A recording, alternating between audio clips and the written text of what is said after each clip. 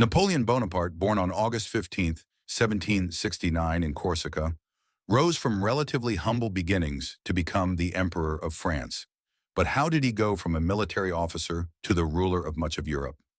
Well, it all started with the chaos of the French Revolution. As the French Revolution unfolded, Napoleon was quick to rise through the ranks of the military. His tactical genius and ambition didn't just make him a brilliant general, but also a symbol of hope for a France in turmoil. By 1799, he seized power in a coup and declared himself First Consul.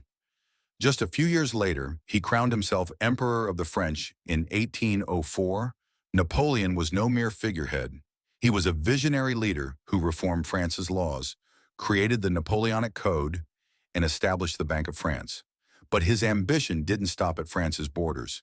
He sought to spread the revolutionary ideals across Europe, but also to expand his empire and become the uncontested ruler of the continent. Now let's talk about Napoleon's wars.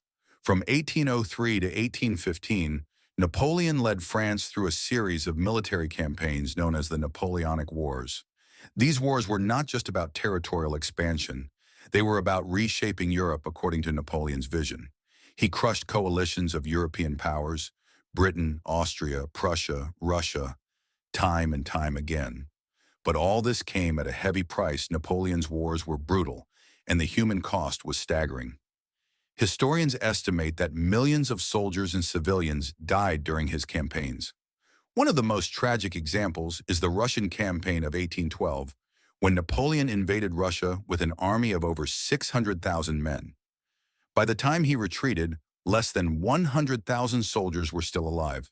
The freezing temperatures, lack of supplies, and constant skirmishes wiped out most of his forces.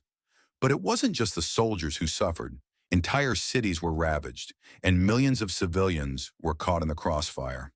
In Spain, for example, Napoleon's forces brutally suppressed uprisings during the Peninsular War, leading to widespread civilian casualties.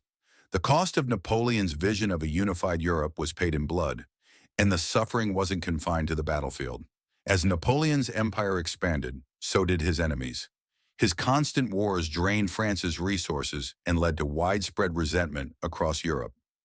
By 1814, after years of fighting, Napoleon's enemies finally defeated him, forcing him to abdicate and exile him to the island of Elba. However, Napoleon wasn't done yet. In 1815, he returned to France for a brief period known as the 100 Days. But his final stand at the Battle of Waterloo ended in defeat, and he was exiled to the remote island of St. Helena, where he would die in 1821.